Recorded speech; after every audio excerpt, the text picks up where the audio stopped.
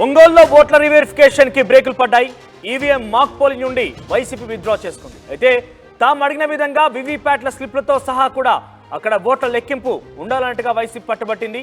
కానీ అటు అధికారులు మాత్రం తాము కేంద్ర ఎన్నికల అధికారులు ఇచ్చేటువంటి గైడ్ లైన్స్ మాత్రమే మేము పాటిస్తాం కాబట్టి ఆధారితంగానే వెరిఫికేషన్ చేస్తామంటున్నారు.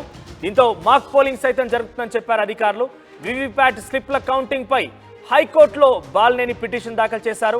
అయితే పూర్తి వివరాలతో కౌంటర్ దాఖలు చేయాలని ఈసీని ఆదేశించింది ఏపీ హైకోర్టు. బాలినేని పిటిషన్ రేపటికి వాయిదా వేసింది హైకోర్టు. దీంతో నాట్ సాటిస్ఫైడ్ డిక్లరేషన్ ఇచ్చింది వైసీపీ తరపున న్యాయవాదులు. ప్రస్తుతానికి ఓటర్ రీవెరిఫికేషన్ ఆపేశారు అధికారులు. అయితే ఈ రోజు నుంచి సుమారుగా 4 రోజుల పాటుగా ఈ వీవీప్యాట్ సంబంధించిన ఓట్ల రీవెరిఫికేషన్ జరగబోతోంది అన్నట్టుగా ఇప్పటికే మనం చూసాం. ఉదయం 10 గంటలకి ఈ రీవెరిఫికేషన్ ప్రక్రియ ప్రారంభమైంది.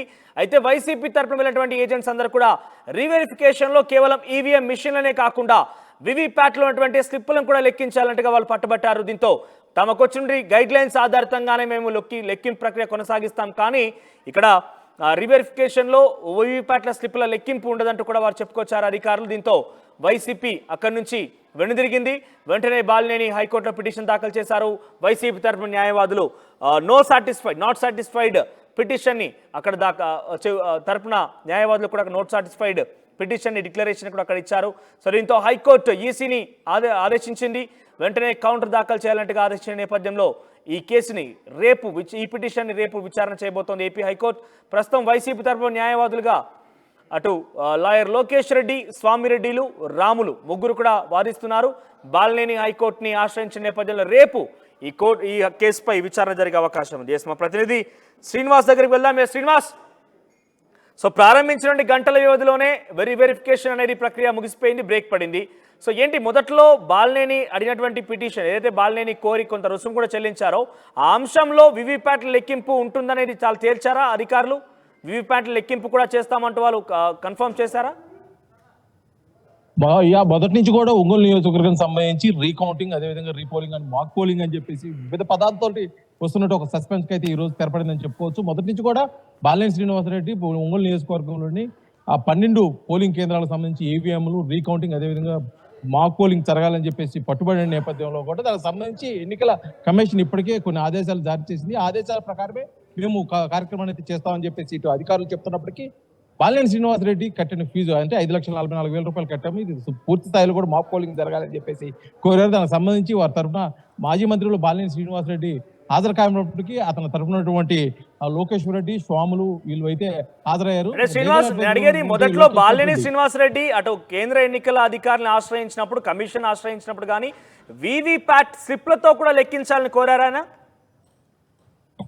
కోరారు, కానీ వాళ్ళు అంటే జిల్లా కలెక్టర్ ట్రైనింగ్ కి వెళ్ళొచ్చిన తర్వాత ఆమె చెప్పిన ప్రకారం కేవలం ఎన్నికల నిబంధనలు ఏవైతే ఉన్నాయో ఆ నిబంధనల ప్రకారమే మేము చేస్తాం, కానీ అభ్యర్థి కోరిన విధంగా మేము చేయము అన్న ఒక దిశానిర్దేశం ఇప్పటికే ఇచ్చినప్పుడు నేపథ్యంలో కూడా ఈ రోజు కౌంటింగ్కి వచ్చినటువంటి వ్యక్తులు కోరింది ఏంటంటే ఈ ఈవీఎం ప్యాడ్లు ఏదైతే ఉందో దానికి సంబంధించి డేటా ఎరా చేయకుండా ఉన్న వాటిని కౌంట్ చేయాలి, అదేవిధంగా ఈవీఎం స్లిప్లు కూడా కౌంట్ చేయాలని ఒక పెద్ద ప్రాసెస్. ఆ ప్రాసెస్ ఇది పూర్తిగా ఎన్నికలకి కమిషన్ కి విరుద్ధంగా ఉంది కాబట్టి అదైతే చేసే పరిస్థితి లేదని తేల్చి చేపట్టిన నేపథ్యంలో కూడా వైసీపీ తరఫున వారు మేమైతే దీన్ని అన్సాటిస్ఫైడ్ గా ఒక డిక్లరేషన్ కూడా చూడండి. ఆ డిక్లరేషన్ ఆధారంగా కూడా జిల్లా కలెక్టర్ అయితే ఇప్పటికే ఒక నివేదిక ఇచ్చే అవకాశం అయితే కనిపిస్తుంది. మొత్తానికి ఇప్పుడు లోపలైతే ప్రాసెస్ అది జరుగుతూ ఉంది. వాళ్ళైతే వైసీపీ తరఫున అయితే పూర్తిగా అన్సాటిస్ఫైడ్ డిక్లరేషన్ అయితే ఇవ్వడం జరిగింది. దానికి సంబంధించి కూడా ఇప్పటికే హైకోర్టులో పిల్ కూడా వేయడం జరిగింది. దానికి సంబంధించి రేపు హైకోర్టు యొక్క ఉత్తర్వులు వచ్చే నేపథ్యంలో ఏ విధంగా జరగబోతుంది అంటే ఈ ప్రక్రియ ఎంతటితోటి ఆగిపోతుందా లేకపోతే మరోసారి కొనసాగుతుందా ఏంటి అనేది మటుకు కూడా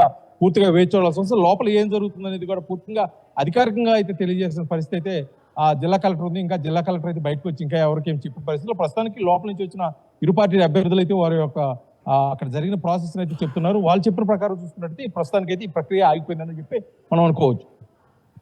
రైట్ శ్రీనివాస్, అంటే బాలినేని ఇప్పటికే హైకోర్టును ఆశ్రయించారు. సో ఒకవైపు అధికారులు ఏం చెప్తున్నారు మరి అంటే కేవలం గైడ్ లైన్స్ లో ఈవీఎం మిషన్లు మాత్రమే లెక్కింపు ఉండాలి, మాక్ పోలింగ్ మాత్రమే ఉండాలనేది గైడ్ లైన్స్ లో ఉన్నట్టుగా అధికారులు చెప్తున్నారా? బయట ఎక్కడైనా మీడియాతో మాట్లాడారా? హైకోర్టు కానీ అంటే మీరు మాక్ పోలింగ్ చేయొచ్చు, చేయండి అని చెప్పేసి ఒక ఆదేశాలు అయితే ఇస్తారు, కానీ ఏ విధంగా జరగాలి అంటే కౌంటింగ్ స్లిప్లతో లెక్కించాలా లేదా ఈవీఎం కంప్యూటరైజ్ అండి? ఎందుకంటే ఇప్పటికే బెల్ నుంచి కూడా కొంత సాంకేతిక నిపుణులు ఆ ఈవీఎం కి సంబంధించి వారు కూడా రావడం జరిగింది. వారి ఆధ్వర్యంలో రీకౌంటింగ్ చేయాలా లేకపోతే మరి ఆ ఈవీఎం మిషన్లు సరిగా పనిచేస్తున్నారా లేదా అని చెప్పేసి మరొకసారి మాక్ పోలింగ్ లాగా నిర్వహిస్తారా లేకపోతే ఆ స్లిప్లు చేయాలనేది పూర్తిగా ఎన్నికల నిబంధనలు అయితే ఏమున్నాయో ఆ నిబంధనలకు లోబడే మేమైతే చేస్తాం కానీ అభ్యర్థి కోరుకున్నట్టయితే మేము చేయమని చెప్పేసి ఇప్పటికే చెప్పినారు, గతంలో కూడా చెప్పినారు. కానీ ఈ రోజు వైసీపీ తరఫు నుంచి వచ్చిన వాళ్ళ మటుకు కోరుకున్న విధంగా అయితే ఇక్కడ ప్రక్రియ జరగట్లేదు. కాబట్టి మేమైతే నాట్ సాటిస్ఫైడ్ అని చెప్పేసి వాళ్ళు తెలియజెప్పిన నేపథ్యంలో ఇటు టీడీపీ వాళ్ళు అయితే ఇప్పటికే వాళ్ళు డిక్లరేషన్ ఇచ్చారు. వాళ్ళ డిక్లరేషన్ ఆధారంగా జిల్లా కలెక్టర్ ఇప్పుడు తుది నివేదిక అయితే ఇచ్చే అవకాశం ఉందని చెప్పేసి పోలింగ్ రివెరిఫికేషన్ కి సంబంధించిన అంశం ఆ ప్లేస్ నుంచి అధికారులందరూ వెళ్ళిపోయారా? ప్రస్తుతం బ్రేక్ పడినట్టేనా పూర్తిగా కూడా? ఒక పార్టీకి సంబంధించి అంటే టీడీపీ వారు అయితే మట్టికి పూర్తిగా బయటకు వచ్చి వాళ్ళు చెప్పాల్సింది వాళ్ళు చెప్పేసి బయటకు కూడా వెళ్ళిపోవడం జరిగింది. కానీ అధికారులు లోపల ఈ ప్రక్రియ అయితే ఎవరెవరు పాల్గొంటున్నారో ఏ అధికారులు కూడా బయటకు రాలేదు. వాళ్ళ ద్వారా అయితే ఎటువంటి సమాచారం బయటకు రాలేదు. కాబట్టి వీళ్ళు చెప్పిన ప్రకారం ఇప్పుడు ప్రస్తుతానికి అయితే ఆగిపోయిందని చెప్పారు. అదేవిధంగా వైసీపీ తరఫు నుంచి కూడా వాళ్ళకి వచ్చినటువంటి స్వాములు కానీ వీళ్ళు ఎవరు ఏమి చెప్పిన పరిస్థితి లేదు. అయితే వాళ్ళు ఇప్పటికే డిక్లరేషన్ ఇచ్చారు. అక్కడ ప్రాసెస్ జరుగుతుంది. ఆ ప్రాసెస్ కు మరి కొంత సమయం పట్టే అవకాశం ఉంది. కాబట్టి పూర్తిగా నివేదిక అయితే మటుకి జిల్లా కలెక్టర్ చేతుల మీదుగానే రావాల్సి ఉంది. కాబట్టి మేమైతే ఏం చెప్పలేమని చెప్పేసి వారు జరిగిన ప్రక్రియ అయితే విషయం చెప్పి వెళ్ళిపోయిన పరిస్థితి ఇక్కడ కనిపిస్తుంది. అయితే మొత్తానికి జరిగిన ప్రక్రియ ఉదయం నుంచి కూడా ఎంతో ఆతృతగా ఎదురు చూస్తున్నారు ఇరు పార్టీలు. అటు వైసీపీ ఇటు టీడీపీ నుంచి చూస్తున్న వాళ్ళు కూడా ఏంటంటే ఇది మరో చరిత్ర సృష్టించడం ఉందా? ఒంగోలు నియోజకవర్గం 12 పోలింగ్ కేంద్రాల్లోని ఈవీఎంలు కౌంటింగ్ గతంలో ఎన్నడూ జరగలేదు. ఇది మొదటిసారిగా జరుగుతుంది. ఏ విధంగా జరగబోతుంది అంటే ఎన్నికల నిబంధనలకు విరుద్ధంగా జరుగుతుందా లేదా కేవలం సుప్రీంకోర్టు ఆదేశాలు అభ్యర్థులు ఏవైతే కోరుకున్నారో ఆ విధంగా జరుగుతుందని చెప్పేసి ఇప్పటిదాకా చూసారు. కాకపోతే ఇప్పుడు జరిగింది ఎవరు ఎటువంటి ఆదేశాలు ఇచ్చినా సరే ఎన్నికల నిబంధనలకు లోబడే మేమైతే కౌంటింగ్ చేస్తాము. అది ఏ విధంగా చేయాలనేది మాకు ఇప్పటికే కొన్ని గైడ్ లైన్స్ వచ్చాయి. కాబట్టి ఆ గైడ్ లైన్స్ లోబడే మేము చేస్తామని చెప్పేసి ఇక్కడ ఎన్నికలకు సంబంధించి అధికారి అదేవిధంగా స్పెషల్ అధికారి ఝాన్సీ లక్ష్మి వీళ్ళందరూ తెలియజేసిన పరిస్థితిలో కూడా ఇక్కడ పూర్తిగా ఉన్నట్టు ఉత్కంఠ అయితే సమసిపోయిందని చెప్పుకోవచ్చు. ఇక్కడ రైట్ శ్రీనివాస్. సో మొత్తం మీద ఒంగోలు మాజీ ఎమ్మెల్యే మాజీ మంత్రి బాలినేని శ్రీనివాస్ రెడ్డి తనకు సంబంధించి జరిగినటువంటి ఎన్నికల్లో కొన్ని లోపాలు ఉన్నాయి, నాకు రివెరిఫికేషన్ చేయాలన్నట్టుగా ఎన్నికల కమిషన్ని ఆశ్రయించాడు. దీంతో ఎన్నికల కమిషన్ కూడా ఓకే చెప్పింది. దానికి సంబంధించి కొంత రుసుము కూడా చెల్లించాడు. 5,40,000 రూపాయల సుమారుగా బాలినేని శ్రీనివాస్ చెల్లించాడు. అయితే ఈ రోజు నుంచి ఆ రివెరిఫికేషన్ ప్రక్రియ మొదలు కాబోతోంది. మాక్ పోలింగ్ తర్వాత అక్కడ వివిప్యాట్ల మిషన్లో ఉన్నటువంటి స్లిప్పులను కూడా లెక్కించాలని చెప్పి వైసీపీ తరఫున ఏజెంట్లు పట్టుబట్టడంతో ఒకసారిగా అధికారులు కూడా షాక్కు గురయ్యారు. కేవలం ఈవీఎం మిషన్లో ఉన్నటువంటి లెక్కింపు మాత్రం కొనసాగుతుంది. మాక్ పోలింగ్ చేద్దాం, ఈ రెండు మాత్రమే ఉంటాయి తప్ప మేము వివిప్యాట్లో స్లిప్పులను మాత్రం లెక్కించలేము, ఇది చాలా పెద్ద ప్రాసెస్, మాకు వచ్చిన గైడ్ లైన్స్ మేరకే మేము వ్యవహరిస్తామన్నట్టుగా వాళ్ళు చెప్పడంతో ఒక్కసారిగా అక్కడ రీవెరిఫికేషన్ ప్రక్రియ బ్రేక్ పడింది. ప్రస్తుతానికి అధికారులు ఇంకెవరు కూడా బయటకు రాలేదు. కానీ వైసీపీ నేతలు మాత్రం చాలా ఆగ్రహం వ్యక్తం చేస్తున్నారు. ఏకంగా బాలినేని శ్రీనివాస్ అయితే హైకోర్టును ఆశ్రయించారు. దీంతో హైకోర్టు కూడా అటు కేంద్ర ఎన్నికల సంఘాన్ని కోరింది, రేపటిలోగా కౌంటర్ దాఖలు చేయాలంటే ఆదేశించింది. దీంతో రేపు ఏం జరగబోతోంది, ఎటువంటి కౌంటర్ దాఖలు చేయబోతున్నారు, ఇంతకీ బాలినేని శ్రీనివాస్ కోరిన ప్రకారంగా వివిప్యాట్లను స్లిప్పులు కూడా వెరిఫై చేస్తారా, వాటిని కూడా పరిశీలిస్తారా, ఏం జరగబోతున్న ఉత్కంఠ మాత్రం కొనసాగుతుంది.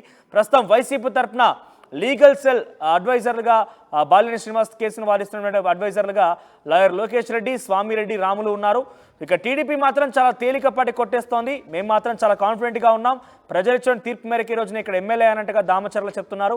సో ఏదేమైనా కూడా ఇక్కడ బ్రేక్ పడడం అంటే అక్కడ రివెరిఫికేషన్ ప్రారంభమైనటువంటి గంటల వ్యవధిలోనే 10 గంటకల్లా రివెరిఫికేషన్ ప్రక్రియ ప్రారంభమైతే ప్రస్తుతం 12 గంటలకు కావస్తుంది. కేవలం 2 గంటల్లోనే రివెరిఫికేషన్కి బ్రేక్ పడడంతో అందరూ కూడా ఆశ్చర్యపోతున్నారు, అందరూ కూడా ఆసక్తికి ఎదురు చూస్తున్నారు. రేపు ఎటువంటి వాదన వినిపించబోతున్నారు, రేపు కేంద్ర ఎన్నికల సంఘం ఎటువంటి వాదన వినిపించబోతోంది, ఆయన చెల్లించిన రుసుము ఎంత మేరకు గైడ్ లైన్స్లో ఉన్నాయి, ఎంత మేరకు రివెరిఫికేషన్కి అర్హత ఉంటుందనేది మాత్రం కౌంటర్ దాఖలు చేయబోతున్నా. చూద్దాం రేపు ఏం జరగబోతుందనేది.